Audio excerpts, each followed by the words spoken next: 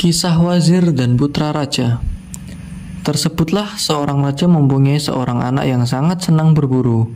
Raja itu juga mempunyai seorang wazir. Raja memerintahkan agar wazirnya itu selalu bersama putra mahkota, kemanapun ia pergi. Pada suatu hari, sang putra mahkota pergi berburu bersama wazir. Putra mahkota melihat seekor hewan buas yang besar. "Dekati hewan itu," perintah wazir kepada putra mahkota. Dalam menyuruh, si wazir bahkan setengah memaksa. Sang putra mahkota akhirnya menuju ke arah hewan buas itu hingga hilang dari pandangan mata. Hewan itu pun menghilang ke dalam hutan. Putra mahkota menjadi bingung. Ia tidak tahu kemana akan melangkah. Tiba-tiba, ia melihat seorang gadis di tengah jalan. Gadis itu sedang menangis. "Siapa kamu?" tanya putra mahkota. "Aku adalah putri salah seorang raja di India. Ketika itu aku berada di sebuah hutan kerajaan. Tiba-tiba aku terserang kantuk hingga terjatuh dari atas kuda. Lalu aku tidak ingat apa-apa lagi. Kini aku sedang bingung, tidak tahu berada di mana dan harus kemana," jawab gadis itu. Mendengar penuturan si gadis, putra mahkota merasa kasihan. Maka sang putra mahkota menaikkan si gadis ke atas kudanya, lalu memboncengnya. Ia terus berjalan hingga tiba di sebuah pulau. "Tuan, aku ingin beristirahat," kata gadis itu. Putra mahkota pun menurunkan si gadis di pulau itu. Kemudian si gadis pergi ke suatu tempat. Putra raja membuntuti gadis itu perlahan-lahan, mengiringnya di belakang, sedang gadis itu tidak mengetahuinya. Ternyata gadis itu adalah hantu betina. Ia mendengar gadis itu berkata kepada sekelompok hantu, "Hai anak-anakku, hari ini aku bawakan kalian seorang pemuda yang gemuk," ucap gadis itu. Segeralah bawa ia ke sini, Bu. Kita akan menyantapnya," balas anak-anak hantu itu. Ketika sang putra mahkota mendengar percakapan mereka, ia merasa akan celaka, maka lemaslah seluruh persendiannya. Dalam keadaan sangat takut, ia kembali ke tempat semula. Gadis hantu itu kemudian keluar, dan ia melihat putra mahkota seperti ketakutan dan gemetar. "Kenapa engkau ketakutan?" tanya gadis itu kepada putra mahkota. "Aku punya musuh yang sangat aku takuti," jawab putra mahkota dengan bibir yang pucat. "Bukankah telah kau katakan bahwa engkau adalah putra mahkota dari seorang raja?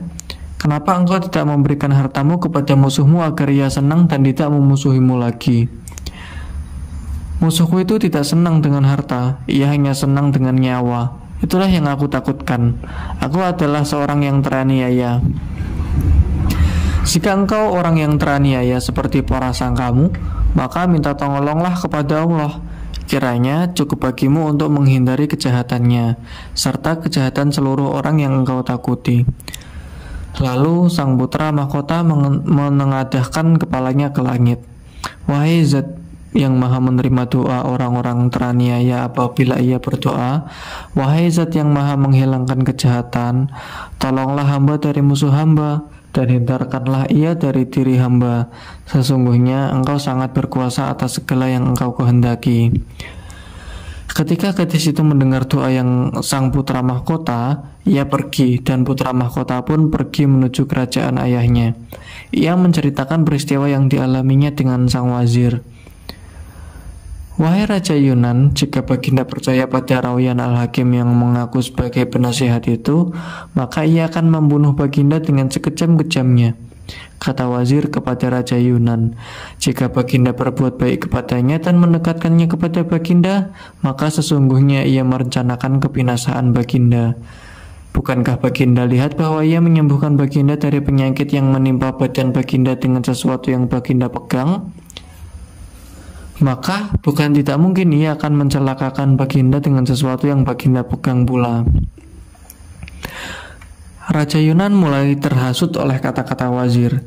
"Kata-katamu benar, wahai wazir yang menasihatiku," kata Raja Yunan. "Sebab apa yang engkau katakan itu bisa saja terjadi. Mungkin saja Rauyan Al-Hakim adalah mata-mata yang mencari celah untuk membinasakanku. Jika ia telah menyembuhkan penyakitku cukup dengan sesuatu yang aku pegang, maka tentu ia mampu untuk membinasakanku dengan sesuatu yang aku cium dan sebagainya." Raja Yunan diam sebentar. "Hei wazir, apa yang harus aku lakukan?" tanya raja kepada wazir. Utuslah pengawal untuk memintanya hadir ke istana. Jika ia datang, pancunglah lehernya, maka kejahatannya akan selesai, dan hamba akan menipunya sebelum didahuluinya. Jawab wazir, benar katamu wazir. Raja Yunan pun memerintahkan pengawalnya untuk menjemput Rauyan al-Hakim. Dan Rauyan al-Hakim pun datang dengan rasa gembira. Ia tidak tahu apa yang telah ditakdirkan oleh Allah Subhanahu wa Ta'ala kepada dirinya. Para penyair melukiskan keadaan ini sebagai berikut. Wahai orang yang takut pada takdirnya, jadilah orang merdeka yang menyerahkan setiap perkara kepada luasnya permukaan dunia. Sungguh, apa yang telah ditakdirkan tak akan terhapuskan, dan keselamatan hidupmu sudah ditentukan. Rauyan al-Hakim berbicara, sebagaimana dilukiskan oleh syair berikut. Jika suatu hari tak kulaksanakan terima kasihku untuk hakmu, maka katakanlah padaku, kepada siapa harus kupersiapkan sajak dan perusaku. Sungguh, telah kau berikan untukku sebelum kupinta. Nikmat-nikmat yang datang kepadaku tanpa tertunda dan alasan. Maka mengapa tak kuhaturkan pujianku atas hakmu dan pujianku atas keluhuranmu? Secara rahasia atau terang-terangan, aku akan bersyukur atas pekerjaan yang kau berikan kepadaku, yang karenanya meremehkan ucapanku atau justru menimpakan beban di punggungku. Apakah engkau tahu untuk apa engkau diundang? Tanya Raja Yunan kepada Rauyan al-Hakim. Tidak ada yang mengetahui hal-hal gaib kecuali Allah yang Maha Tinggi, jawab Rauyan al-Hakim. Aku mengundangmu untuk membunuhmu, untuk menghilangkan nyawamu. Tentu saja Rauyan al-Hakim sangat terheran-heran dengan ucapan sang raja. Baginda, kenapa engkau hendak membunuhku? Apa kesalahanku?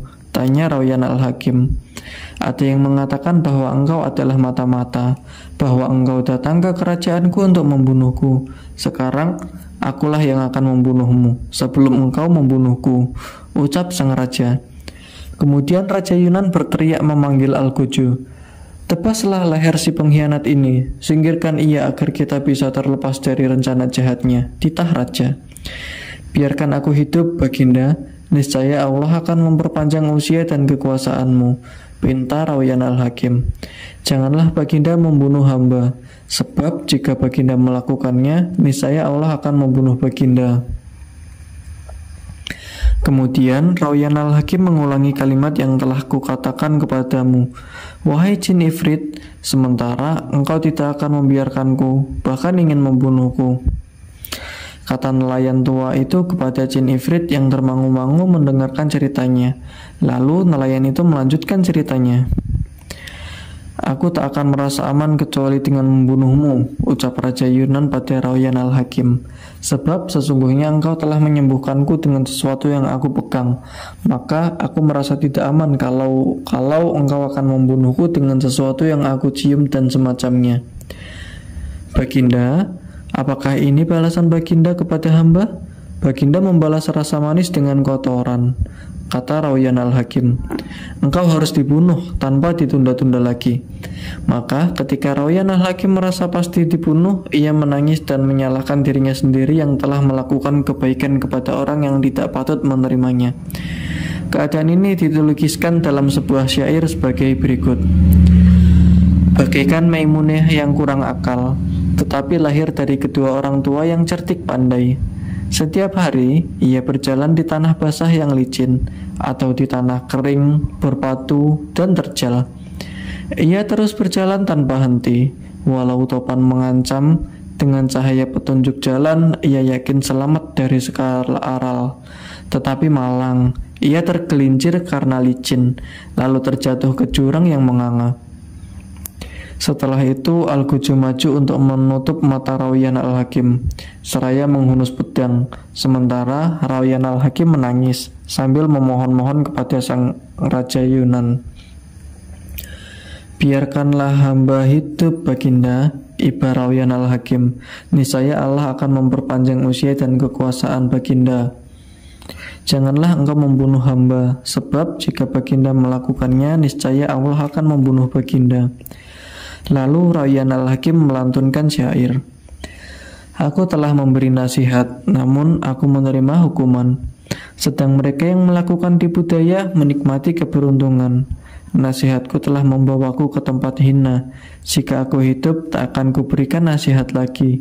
Jika aku mati, kematianku akan harum bagai kasturi melalui mulut para penasihat sesudahku. Inikah balasan yang hamba terima dari Baginda? Sungguh, ini bagaikan balasan yang diberikan oleh buaya, ucap Rayyan al-Hakim. Apa maksudmu dengan mengandaikan balasan dari buaya? Bagaimana ceritanya? Tanya Raja Yunan. Hamba tidak mungkin untuk mengatakannya dalam keadaan seperti ini. Demi Allah, biarkan hamba hidup, Baginda. Niscaya Allah akan memperpanjang usia dan kekuasaan Baginda, jawab Rayyan al-Hakim sambil menangis.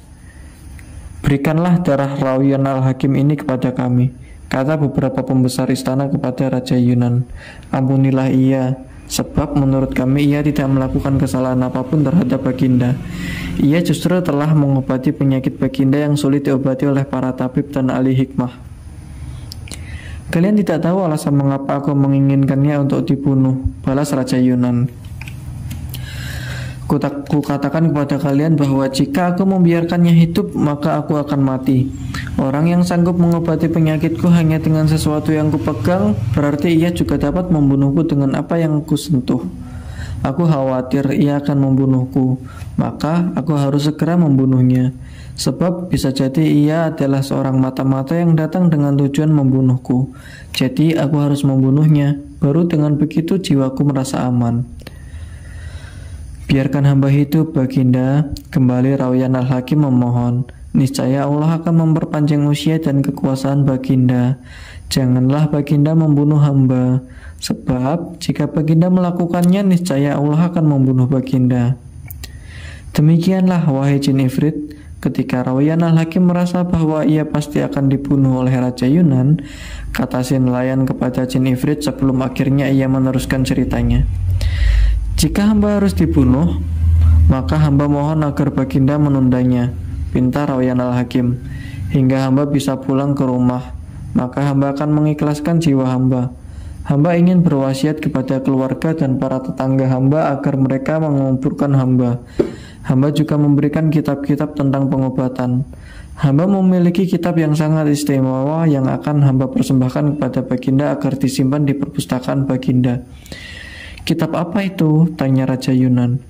Kitab itu memuat banyak hal yang tidak terhitung banyaknya.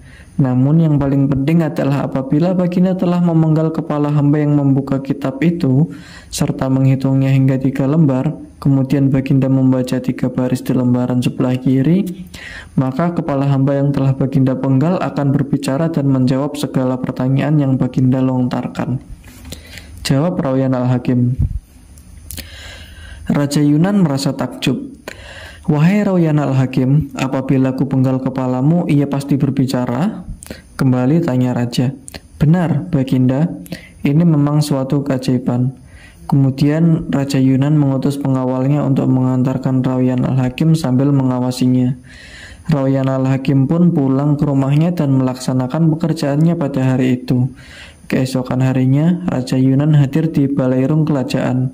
Demikian pula dengan para gubernur, para wazir, serta para pembesar lainnya. Balairung kerajaan bagaikan taman berbaur bunga berwarna-warni. Tiba-tiba masuklah Rayyan al-Hakim dan berhenti di hadapan raja. Ia membawa serta sebuah kitab kuno dan sebuah tempat celak. Ia duduk. Bawakan aku sebuah piring, pinta Rayyan al-Hakim kepada para pelayan. Para pelayan mengambilkan sebuah piring untuk Rayyan al-Hakim. Ia lalu menuangkan serbuk celak ke piring dan meratakannya.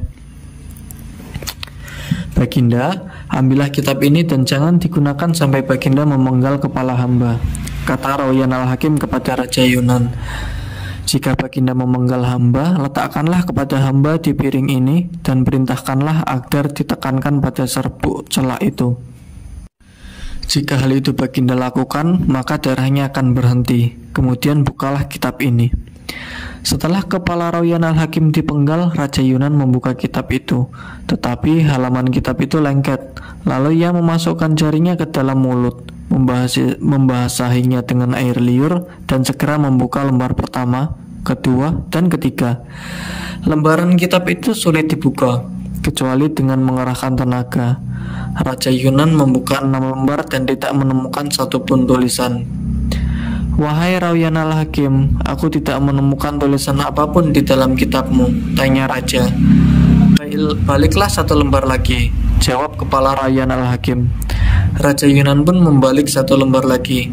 Sebentar kemudian menyebarlah racun ke seluruh tubuh dan muka raja melalui udara. Rupanya kitab itu berisi racun. Tubuh Raja Yunan tiba-tiba kejang. "Aku terkena racun," ucap Raja Yunan dengan meringis. Kepala Rauyan al-Hakim melantunkan syair. "Mereka berkuasa dan berbuat sewenang-wenang dalam waktu yang lama. Dalam waktu sebentar mereka lenyap, seakan kekuasaannya tidak pernah ada.